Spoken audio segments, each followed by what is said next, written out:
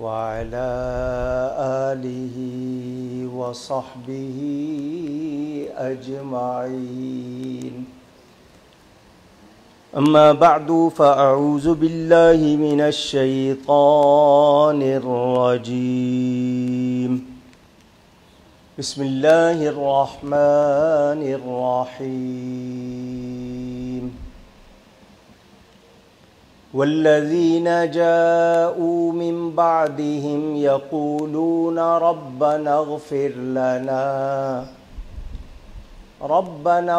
لنا ولإخواننا الذين سبقونا بالإيمان. صدق اللہ العلی العظیم. محبت کے ساتھ ایک مرتبہ دروشی پڑھ لیجئے. اللہم صلی علی سیدنا و مولانا محمد معدن الجود والکرم وآلہ وصحبہ وبارک وسلم. الصلاة والسلام علیک یا رسول اللہ. الصلاة والسلام علیک یا حبیب اللہ. الصلاة والسلام علیک یا رحمة للعالمین وعلى آلک واصحابک یا شفیع المذنبین.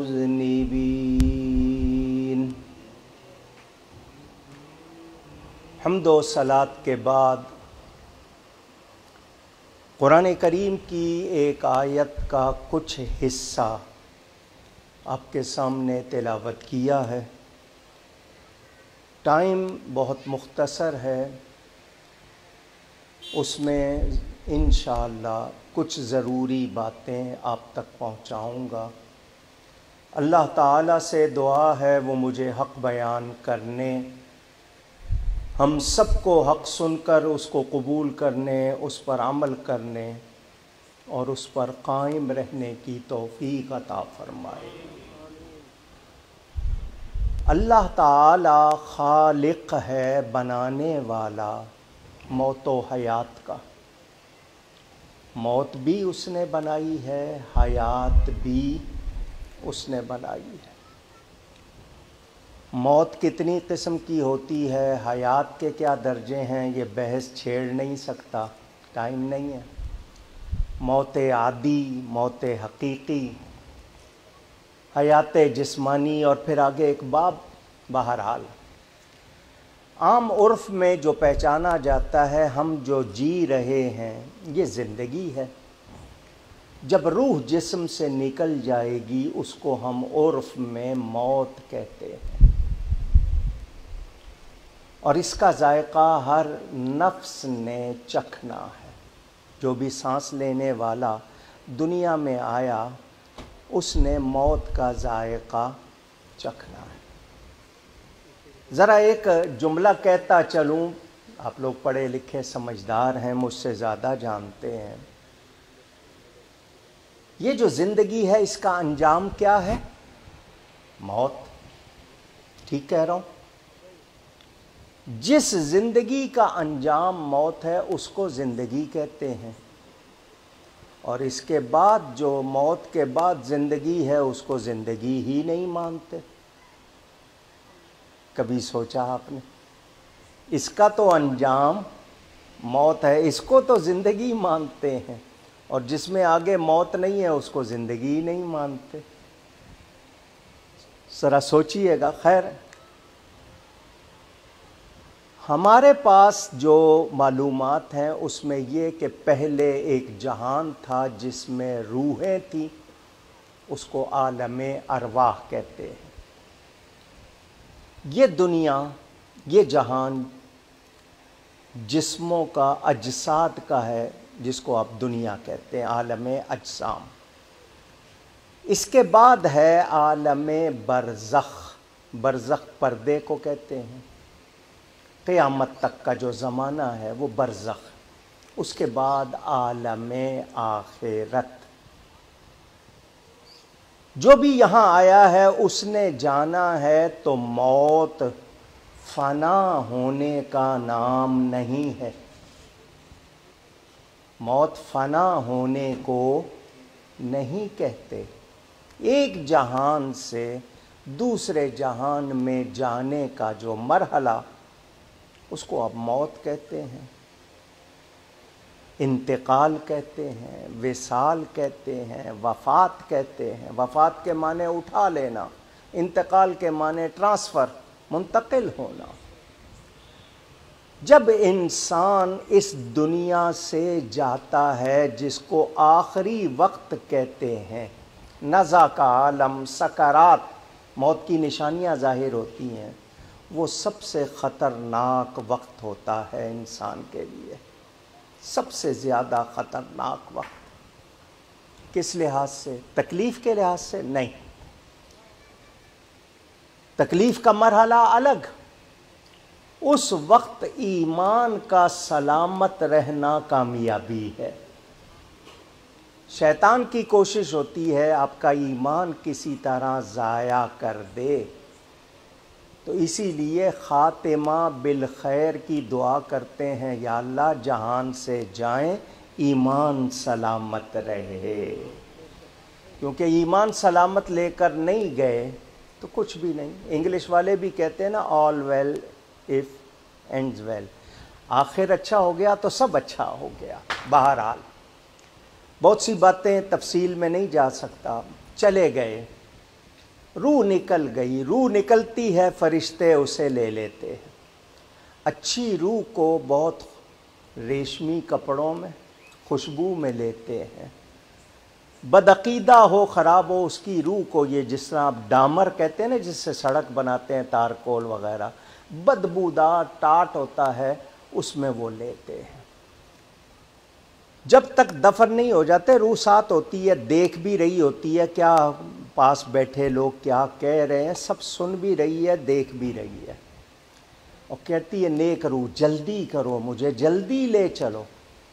بری روح کہتی ہے کہاں لے جا رہے ہو، مجھے مت لے کے جاؤ.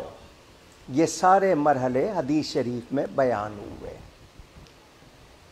میں اور آپ وفات پانے والے کو غسل دیتے ہیں، کفن پہناتے ہیں. یہ آخری نصیب ہے انسان کا، کفن جو دنیا سے اس کو ملے گا. پتہ نہیں گھر والے دیں گے یا خیراتی ادارے والے دیں گے، اس کا بھی نہیں پتہ. آپ کی روح جسم بستر پر نکلے، ہاسپٹل میں نکلے، بم سے چیتھڑے اڑ جائیں، سمندر میں ڈوب جائیں، کوئی جانور کھا لے، آپ کے لیے برزخ شروع ہو گیا. قبر آپ کے ہاں ایک خاص گڑھے کو کہتے ہیں، مگر وہ برزخ ہے. کا جسم سلامت نہ رہے، وہ برزخ شروع ہو گیا. دنیا دیکھ رہی ہے کہ بوٹی نہیں ملی، اللہ کے ہاں سارا نظام ہے، وہ آپ کا جسم جمع کر دیتا ہے. نماز جنازہ پڑھی گئی، جنازہ پڑھا زندہ لوگوں نے، فائدہ ہوا مردے کو. کسی مومن کی نماز جنازہ میں 3 حدیثیں ایک ہی جگہ جمع کر رہا ہوں، 3 صفیں بن جائیں، 40 لوگ جمع ہو جائیں یا 100 لوگ، ان کی برکت سے اللہ اس مردے کو بخش دیتا ہے. نماز پڑھی، زندوں نے، فائدہ کس کو پہنچا؟ مردے کو. تو پتہ چلا زندہ کے عمل سے مردے کو فائدہ ہوتا ہے. کتنا فائدہ ہوتا ہے یہ بات بھی سن لیں. جس کی نماز پڑھی جا رہی ہے وہ نیک ہو، اللہ کا پیارا ہو، تو جتنے نماز پڑھ رہے ہیں ان سب کی بخشش ہو جاتی ہے. اس پہ بھی روایتیں موجود، کتاب کا نام بتاتا ہوں آپ کو، شرح الصدور، امام سیوطی نے لکھی ہے، 10ویں صدی کے مجدد تھے. یہ وہ ہستی جن کو 22 مرتبہ اور کسی نے کہا 70 مرتبہ جاگتے ہوئے نبی پاک کی زیارت ہوئی ہے. ان کی یہ کتاب عربی میں، اردو ترجمہ ہو چکا ہے. موت کے بعد کیا ہونا ہے، تو انہوں نے سب باتیں اس میں جمع کر دی ہیں۔ میرے والد صاحب قبلہ کا چھوٹا سا رسالہ ہے ثواب العبادات، وہ پڑھ لیں، اس سے بھی سمجھ آ جائے گی، اردو انگلش میں موجود ہے، ضیاء القرآن پبلیکیشن نے چھاپا ہے، انٹرنیٹ پہ میرے نام کے پیج میں موجود ہے، اس سے آپ کو 2-3 باتیں سنا رہا ہوں۔ آپ نے دفنا دیا، نماز جنازہ پڑھنے کا ثواب ہوتا ہے، جنازے کے ساتھ ایک ایک قدم چلنے پہ ثواب ہوتا ہے۔ اس وقت دنیا کی باتیں نہیں کرنی چاہیے، موت کو یاد کرنا چاہیے کہ ایک دن میرے ساتھ بھی یہی ہو رہا ہوگا، لیکن ہم ایسا نہیں کرتے، ہم اس وقت بھی ٹیلی فون پر بزی رہتے ہیں۔ لیجئے جی، گئے، دفنا دیا، مٹی ڈال دی، آپ لوگوں نے دعا کی، واپس ہو گئے، آپ کے قدموں کی آواز بھی مردہ سنتا ہے، بخاری شریف میں حدیث موجود ہے، کیونکہ اس کی روح اس کو لوٹا دی گئی۔ آپ لوٹ گئے ہیں تو آپ کے چپل کی چلنے کی آواز، آہٹ بھی وہ مردہ سنتا ہے۔ آپ زندہ کو اگر قبر میں لٹا کے 5 منٹ بعد نکالیں، پوچھیں، اس کو کچھ سنائی نہیں دیتا، مگر مردہ سنتا ہے۔ تو جب عام مردہ سنتا ہے تو خاص مردوں کی کیا شان ہوگی؟ اور اللہ والے اور پھر انبیاء جو مرتے ہی نہیں، وہ تو زندہ ہوتے ہیں۔ بہرحال حضور صلی اللہ علیہ وسلم کے ایک صحابی حضرت سعد بن معاذ رضی اللہ تعالی عنہ انتقال کر گئے۔ حضور صلی اللہ علیہ وسلم نے فرمایا سعد کی وفات سے عرش ہل گیا ہے۔ اتنا نیک تھا کہ اس کی وفات سے اللہ کا عرش ہل گیا۔ خود نبی پاک صلی اللہ علیہ وسلم نے نماز جنازہ پڑھائی، کتنی بڑی بات۔ نماز پڑھا کے فرمایا میرے صحابیوں تمہارے ساتھ 70,000 فرشتے نے بھی نماز پڑھی ہے۔ 3 باتیں ہو گئیں، عرش ہلا، خود نبی پاک نے نماز پڑھائی، 70,000 فرشتے نے نماز پڑھی۔ حضور جنازے کے ساتھ چلے، قبرستان گئے، تدفین میں شامل ہوئے۔ جب دفنا دیا گیا، میرے آقا کریم صلی اللہ علیہ وسلم نے قبر کے پاس پڑھنا شروع کیا، سبحان اللہ سبحان اللہ سبحان اللہ۔ صحابہ نے بھی پڑھا، حضور صلی اللہ علیہ وسلم نے پڑھنا شروع کیا، اللہ اکبر اللہ اکبر اللہ اکبر۔ صحابہ نے سنا، انہوں نے بھی پڑھنا شروع کیا۔ ایک صحابی نے پوچھ لیا، حضور لما سبحت ثم کبرت یا رسول اللہ صلی اللہ علیہ وسلم، حضور آپ نے یہ جو سبحان اللہ اللہ اکبر تسبیح تکبیر پڑھی ہے تو اس کی وجہ کیا؟ فرمایا میرے صحابیوں، جب سعد کو دفن کر دیا گیا اس کی قبر نے اس کو دبایا، قبر نے اس کو، آواز دیجیے گا، دبایا۔ میں نے تسبیح پڑھی، تم نے تکبیر پڑھی، ہمارے پڑھنے سے اللہ نے اس کی قبر کو اس پر کشادہ کر دیا۔ قبر دباتی ہے، بے ایمان کو اس طرح دباتی ہے، ادھر کی پسلیاں ادھر اور ادھر کی پسلیاں ادھر۔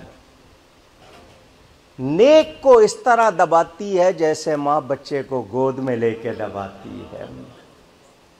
فرق ہے نا؟ بتائیے زندہ کے پڑھنے سے مردے کو فائدہ ہوا یا نہیں ہوا؟ اب آپ کو ایصال ثواب سمجھا دوں کیونکہ پھیلا نہیں سکتا کتنے مرحلے۔ ایصال ثواب عربی کے الفاظ ہیں، ایصال کے معنی پہنچانا، پہنچا دینا، ثواب جو نیکی کی جزا ملتی، اچھا بدلہ، اس کو کہتے ہیں۔ میں نے آپ نے کوئی نیک کام کیا، ہمیں امید ہے اللہ قبول فرما کے ہمیں ثواب عطا کرے گا۔ وہ ثواب میں کسی ایک کو یا کروڑوں کو بخش دوں، اللہ میرا ثواب کم نہیں کرتا، سب کو پہنچاتا ہے، سب کو عطا فرماتا ہے۔ اس کام کو کیا کہتے ہیں؟ ایصال ثواب۔ کیا کہتے ہیں؟ کہیے نا، یاد ہو جائے آپ کو۔ اب اس کے نام ہیں سویم، 7واں، 10واں، 20واں، 40واں، ماہانہ، 6 ماہی، سالانہ، عرس، برسی، 11ویں، کنڈے، چھٹی، یہ سب نام ہیں، اصل چیز ایصال ثواب ہے۔ یہ باقی سارے ہمارے ہاں نام ہیں۔ تیسرے دن فاتحہ کی اس کو سویم کہہ دیا، 40ویں دن کی اس کو 40واں کہہ دیا۔ اصل چیز کیا ہے؟ آپ کو اور آسان کر دوں، کھانا کھاتے ہوں گے آپ لوگ، جتنے کھاتے ہیں انہوں نے نام لیا، باقی شاید تکلف کرتے ہیں۔ آپ کھانا کھاتے ہیں، صبح کھایا آپ نے اس کو کہہ دیا صبح کا کھانا، دوپہر کا کھانا، شام کا کھانا، رات کا کھانا، نام رکھے ہوئے ہیں، بریک فاسٹ ہے، ناشتہ ہے، یہ لنچ ہے، ظہرانہ ہے، یہ عصرانہ ہے، ٹی ٹائم ہے، یہ سپر ہے، یہ ڈنر ہے، یہ اپنے نام رکھے ہوئے ہے تو کھانا ہی نا۔ پوچھ رہا ہوں، تو نام رکھنے سے کیا وہ بدل گیا؟ آرام ہو گیا؟ نہیں، نام رکھے ہیں، وقت کے حساب سے بول دیا، تو تیسرے دن کیا سویم کہہ دیا، 10ویں دن کیا 10واں کہہ دیا۔ اصل چیز ایصال ثواب، نام رکھنے سے کوئی خرابی آتی، بات سمجھ میں آ گئی؟ میں نے بسم اللہ الرحمن الرحیم، قرآن کی ایک آیت ہے، مستقل آیت ہے، یہ پڑھی، اس میں 19 حروف ہیں، 19 لیٹرز ہیں، صرف اتنا پڑھنے سے مجھے 190 نیکیاں ملتی ہیں۔ آپ نے سبحان اللہ کہا، اس میں 9 حروف ہیں، آپ کو 90 نیکیاں ملی ہیں۔ آپ کو پتہ بھی نہیں چلا، سیکنڈ بھی نہیں لگا، 90 نیکیاں جھولی میں آ گئی۔ اب یہ 90 نیکیاں میں 100 کو بخشوں، کروڑوں کو بخشوں، میری اسی طرح رہیں گی، جتنوں کو بخشوں گا اللہ سب کو عطا کرے گا۔ اسی کتاب شرح الصدور میں امام سیوطی لکھتے ہیں، شیخ حماد مکی رحمت اللہ علیہ بزرگ تھے، عالم تھے، قبرستان گئے، فاتحہ پڑھی، ایصال ثواب کیا، گرمی کا موسم، چھاؤں میں وہیں سو گئے۔ خواب دیکھا، قبروں والے باہر نکلے ہوئے ہیں، شور مچا ہوا ہے۔ وہ پوچھتے ہیں تم لوگ قبروں سے باہر نکلے ہوئے ہو، شور مچا ہوا ہے، کیا قیامت قائم ہو گئی؟ تو وہ قبروں والے جواب دیتے ہیں قیامت قائم نہیں ہوئی، تو تم قبروں سے نکلے ہوئے، یہ شور مچا ہوا ہے، کیا بات ہے؟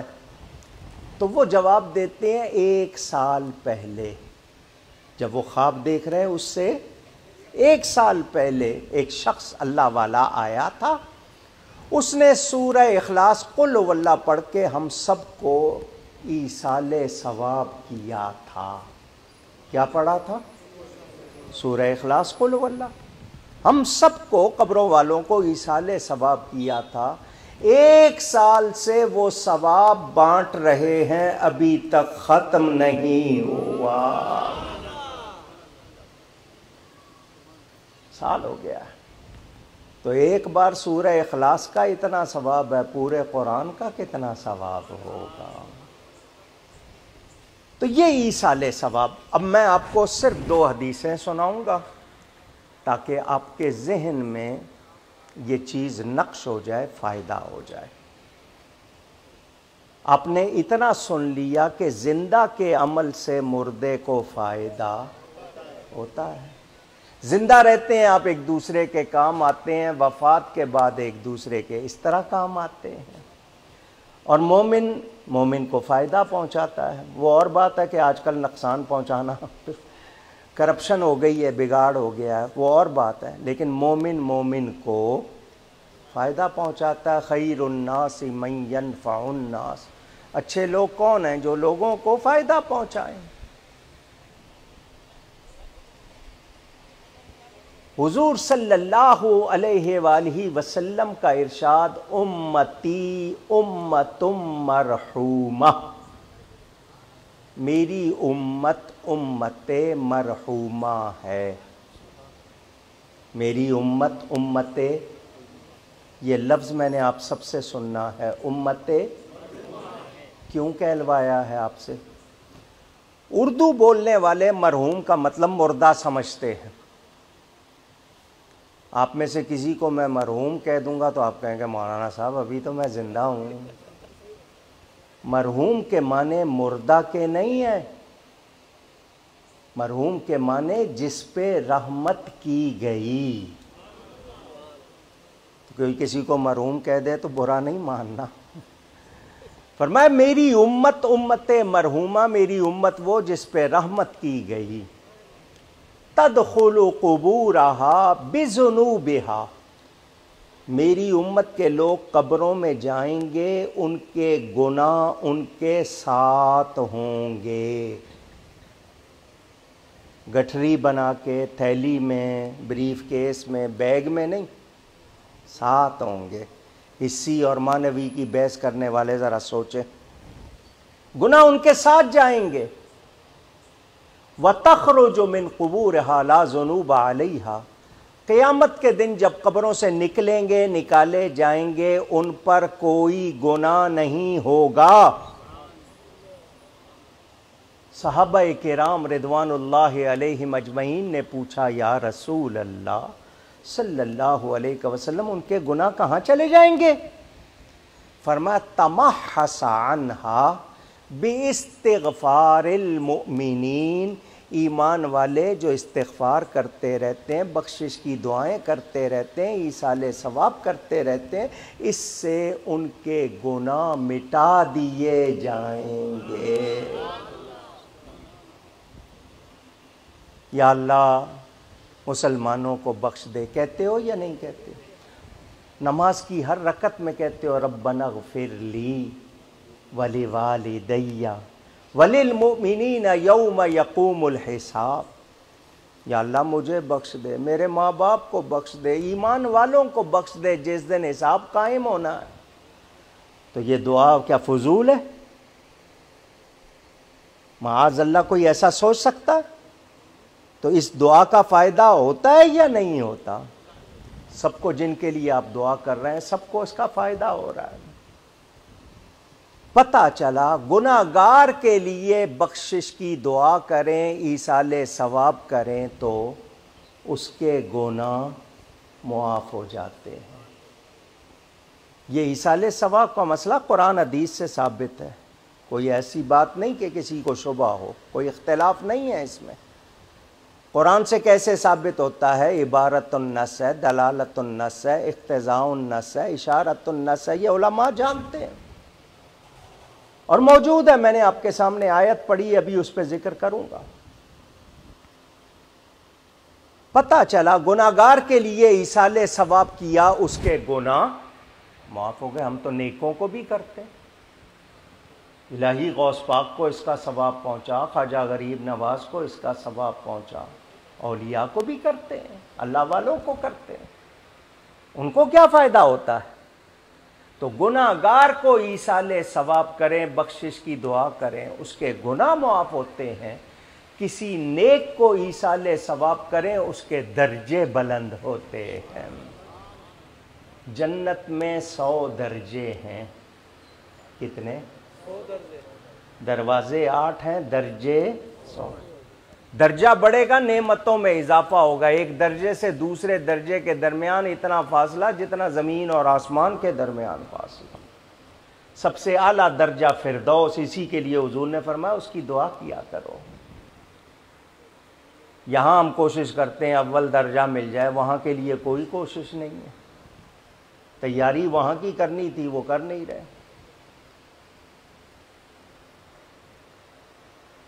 سب کی کوشش یا اللہ میری موت ایمان پر ہو، تو یہ بھی دعا کرو زندگی ایمان کے ساتھ گزرے۔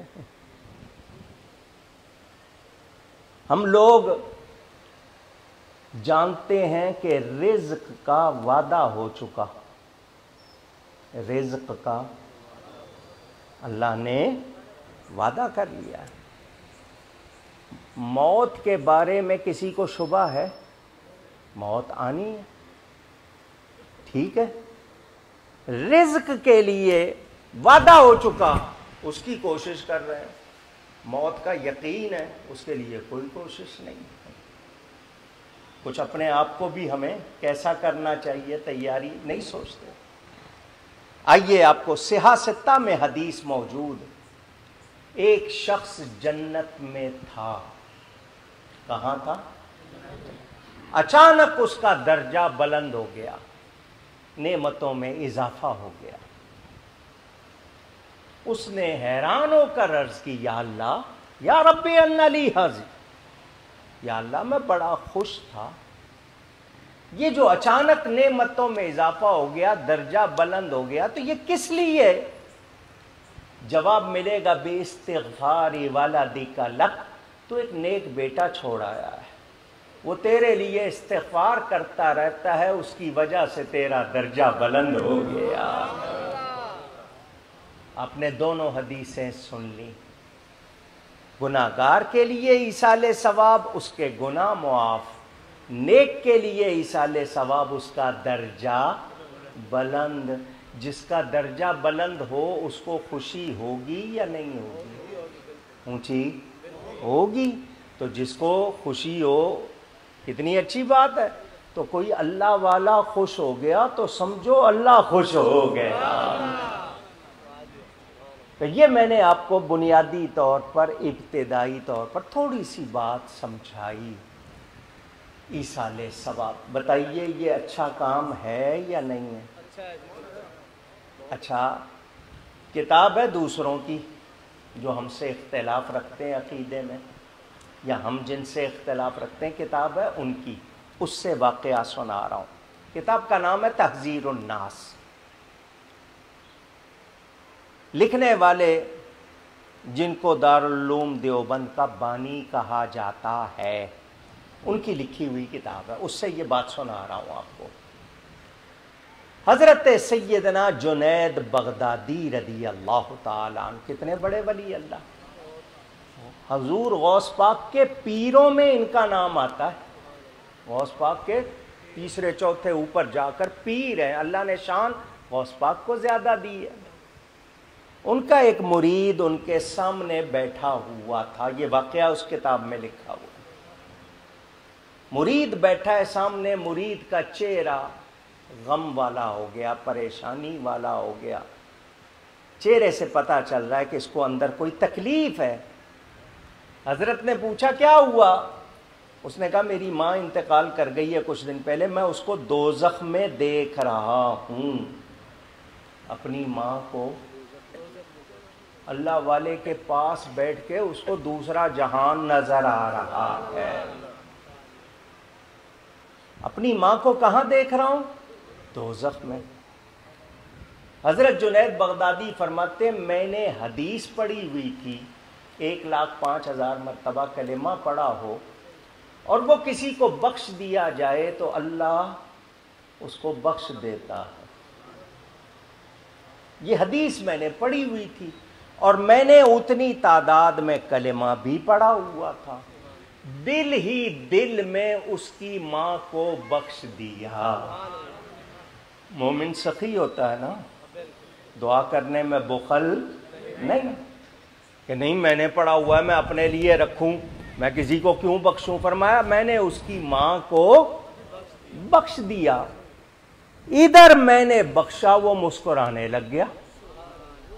میں نے پوچھا کیا ہوا؟ کہنے لگا میں اپنی ماں کو جنت میں دیکھ رہا ہوں۔ اللہ یا رسول اللہ۔ دوزخ 7 زمینوں کے نیچے، جنت 7 آسمانوں کے اوپر، دل ہی دل میں بخشنے میں کتنے سیکنڈ لگے ہوں گے؟ 1-2 سیکنڈ لگے ہوں گے، ادھر بخشا ادھر ٹرانسفر ہو گیا۔ کیا معمولی بات ہے؟ یہ کوئی معمولی بات ہے؟ دیکھیں اللہ کی قدرت، سیکنڈ نہیں لگے اور ٹرانسفر ہو گیا جنت میں۔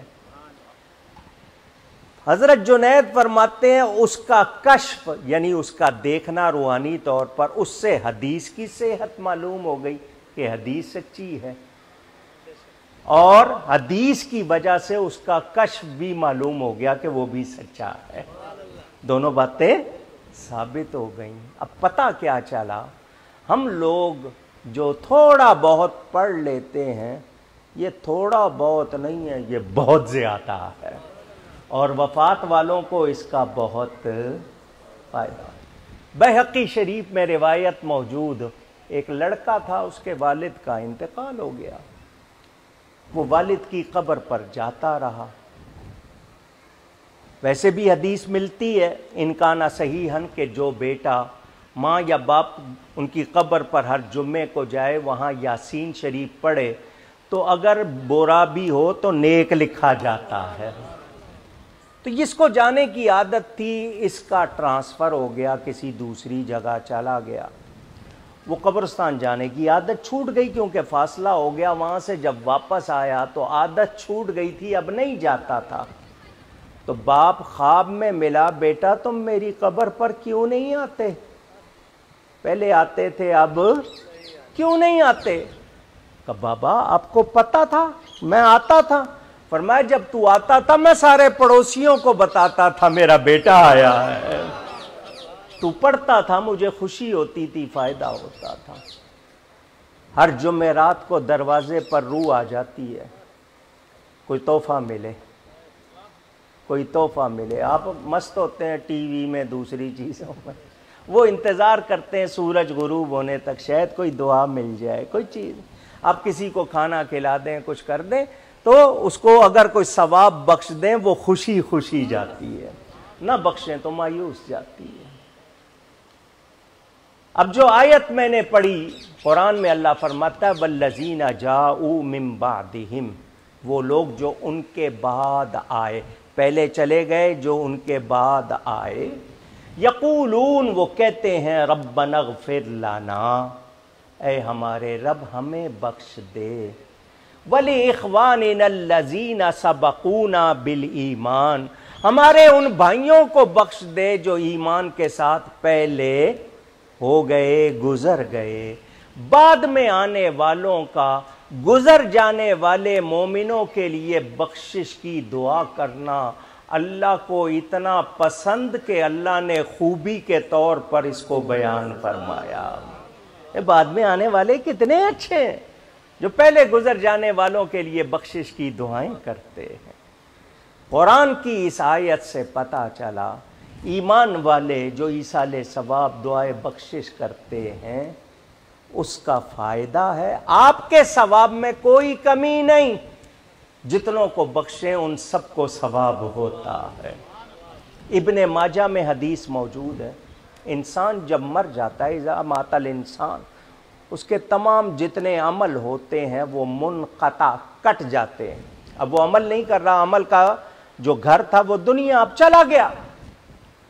اس نے قرآن کریم نسخہ چھاپا ہو، بانٹا ہو، مسجد میں رکھا ہو، دینی کتاب طالب علموں کو پڑھنے کے لیے، دین سیکھنے کے لیے دینی کتاب، سرائے بنائی ہو، مسافر اس میں ٹھہر سکیں، پانی کا کنواں لگوایا ہو، لوگوں کو پانی مل جائے، مسجد بنائی ہو، یا اس میں حصہ ڈالا ہو، یا اس نے وہ کام جو جاری رہنے والا، جس سے لوگوں کو موٹل بنا دیتے ہیں، نیک کام لوگ کرتے ہیں، اسی طرح کنواں بنوا دیا پانی کے لیے، لوگوں کو پانی ملے، تو یہ صدقہ جاریہ کہلاتے ہیں۔ کیا کہلاتے ہیں؟ جب تک لوگوں کو فائدہ ہوگا اس کو ثواب ہوتا رہے گا۔ جس نے کیا، جس نے جتنے فائدہ اٹھائیں گے وہ فائدہ اٹھائیں گے، ثواب کس کو ہوگا؟ جس نے یہ کیا۔ تو پتہ چلا انسان کے اعمال سے بھی اس کو فائدہ ہوتا ہے، دعاؤں سے بھی ہوتا ہے، نسبتوں سے بھی ہوتا ہے۔ تو ہمیں ایصال ثواب کرنا چاہیے یا نہیں؟ فائدہ ہوتا ہے یا نہیں؟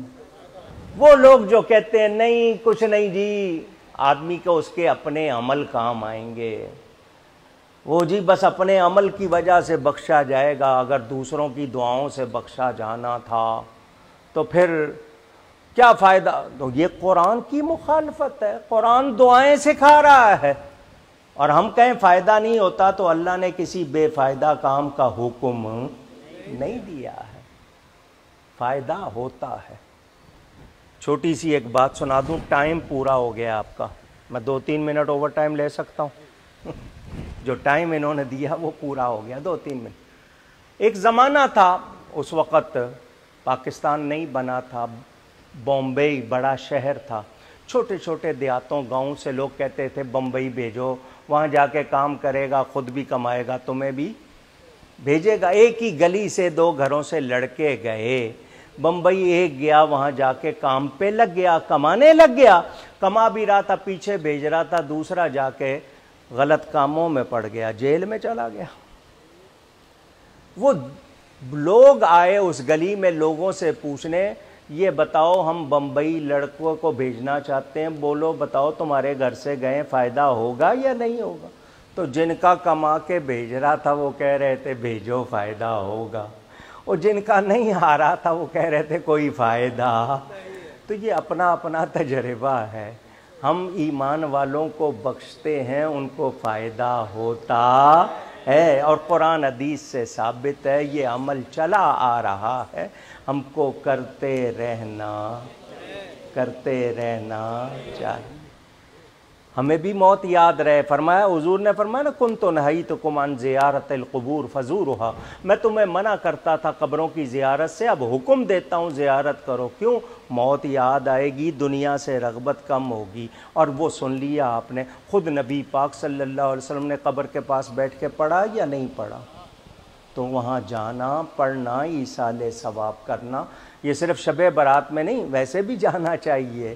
تو ہم سب کو ایصال ثواب کرتے رہنا چاہیے۔ راؤ اعجاز صاحب جن کے لیے یہ محفل سجائی گئی ہے ایصال ثواب کی، میں شاید ذہن میں نہیں ہے، ذاتی طور پر جانتا ہوں یا نہیں، ملے تھے یا نہیں، تاہم بتایا گیا تو ان کے لیے یہ ایصال ثواب اللہ کرے کہ انہوں نے زندگی میں جو نیکیاں کیں ان کا فائدہ ان کو ہو، اور جو آپ ایصال ثواب کر رہے ہیں اس سے بھی ان کو فائدہ پہنچے۔ گفتگو میں مجھ سے کہیں کوئی غلطی ہوئی ہو، اللہ کی بارگاہ میں توبہ کرتا ہوں۔ تو ٹائم مختصر تھا، میں نے پابندی کرتے ہوئے بیان کیا، وہ جو تقریباً 3 منٹ اوور ٹائم، اس کی معافی چاہتا ہوں۔ بہت شکریہ۔ حکم۔